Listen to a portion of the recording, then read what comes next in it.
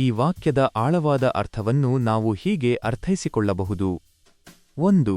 ಕತ್ತಲೆ ಎಂದರೆ ಏನು? ಇಲ್ಲಿ ಕತ್ತಲೆ ಎನ್ನುವುದು ಕೇವಲ ಕಣ್ಣಿಗೆ ಕಾಣುವ ಕತ್ತಲೆಯಲ್ಲ. ಅದು ಮಾನವನ ಜೀವನದಲ್ಲಿರುವ ಪಾಪ, ಅಜ್ಞಾನ, ನಿರಾಶೆ, ದಾರಿಗಾಣದ ಸ್ಥಿತಿ ಮತ್ತು ಆಧ್ಯಾತ್ಮಿಕ ಕುರುಡುತನವನ್ನು ಸೂಚಿಸುತ್ತದೆ. ದೇವರನ್ನು ತಿಳಿಯದೆ, ಜೀವನದ ನಿಜವಾದ ಅರ್ಥ ಸಿಗದೆ ತೊಳಲಾಡುವ ಸ್ಥಿತಿಯೇ ಕತ್ತಲೆ. 2.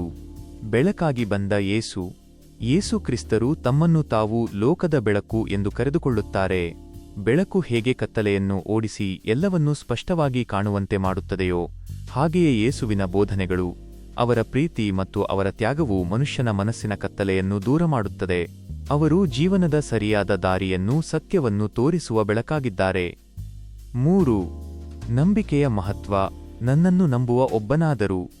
ಬೆಳಕು ಎಷ್ಟೇ ಪ್ರಕಾಶಮಾನವಾಗಿದ್ದರೂ ನಾವು ಕಣ್ಣುಗಳನ್ನು ಮುಚ್ಚಿಕೊಂಡರೆ ನಮಗೆ ಕತ್ತಲೆಯೇ ಕಾಣುತ್ತದೆ.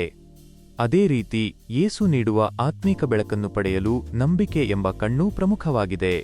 ಯಾರು ಯೇಸುವನ್ನು ಮತ್ತು ಅವರ ಮಾತುಗಳನ್ನು ಸಂಪೂರ್ಣವಾಗಿ ನಂಬುತ್ತಾರೋ ಅವರು ಎಂದಿಗೂ ಜೀವನದ ದಾರಿ ತಪ್ಪುವುದಿಲ್ಲ ಮತ್ತು ಪಾಪದ ಕತ್ತಲೆಯಲ್ಲಿ ಮುಳುಗಿ ಹೋಗುವುದಿಲ್ಲ.